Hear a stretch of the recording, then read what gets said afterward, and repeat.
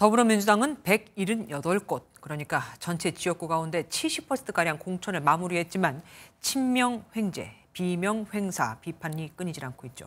그런데 여기에 더해서 이번엔 사천 논란까지 일고 있습니다.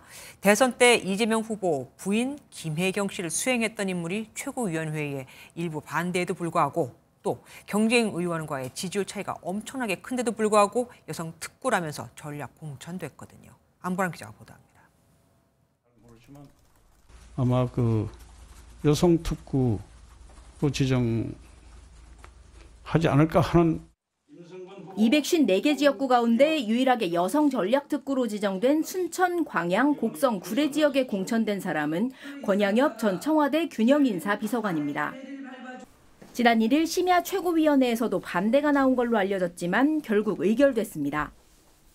이재명 대표 대선 후보 시절 부인 김혜경 씨를 보좌한 데 대한 보은 인사라는 지적이 나왔습니다.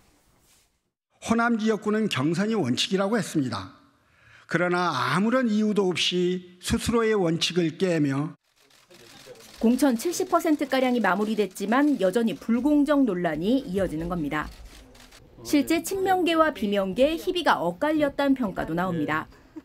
이재명 대표를 비롯해 최고위원 전원은 물론 조정식 사무총장 등 당 지도부가 경선 없이 본선에 안착했고 정성호, 김병욱, 김영진 등 친명계 핵심 의원들도 단수 공천을 받아 무혈 입성했습니다.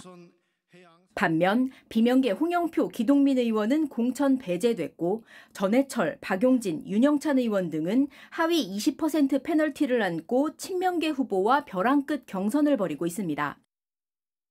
비록 손발이 다 묶인 경선이지만 그럼에도 불구하고 당에 남아 승리해서 이재명의 민주당을 위한 토대 만들기라는 비판에 맞서 혁신 공천이라는 반박이 나오는 가운데 결국 4월 총선 성적표가 그 가늠자가 될 전망입니다.